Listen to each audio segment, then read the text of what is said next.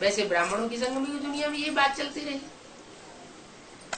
अब उससे फायदा होने वाला नहीं, ये तो भक्ति मार्ग की बात होगी।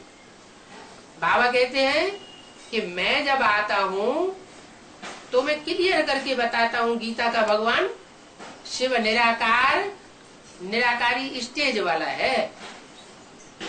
निराकार का मतलब ये नहीं है उसको कोई बिंदु ही बिंदु है, नहीं, बिंदु रूप स्टेज वाला है। और वो बात अव्यक्त वाणी में ब्रह्मा की वाणी के द्वारा, गुलजार मदादी के द्वारा क्लियर भी करा दी गई।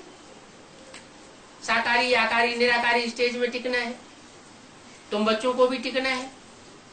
अभी अभी साकारी, अभी अभी आकारी, अभी अभी निराकारी। तो क्या निराकारी स्टेज में कैसे टिकेंगे? आकारी स्टेज में कैसे टिकेंगे? जैसे ब्रह्मा बाबा टिके, कैसे टिकेंगे? ब्रह्मा बाबा की तरह शरीर छोड़ करके टिकेंगे? नहीं, शरीर रहते हुए भी आकारी, निराकारी और साकारी तो है ही। ये तीनों स्टेज की जल्दी जल्दी प्रैक्टिस की जा सकती है। साकार कर्म करते हैं तो साकारी स्टेज है, मनन चिंतन मंथन की गहरी स्टेज में होते हैं तो दुनियादारी भूल जाती है। नई दुनिया की प्लानिंग में है, सर्विस की प्लानिंग में है तो दुनिया भूल जाती है, जैसे आकारी हो जाते हैं। और फिर न आकारी स्टेज न साकारी स्टेज, सिर्फ मैं आत्मा बिंदु और बाप बिंदु, ये हो गई निराकारी स्टेज। कोई संकल्प नहीं, संकल्प रहित, जो पाना था सो पा लिया। अब बाप समान स्टेज जो है वो लंबे समय तक नहीं बनती है, जैसी जिसकी प्रैक्टिस उतनी ही बन सकती है।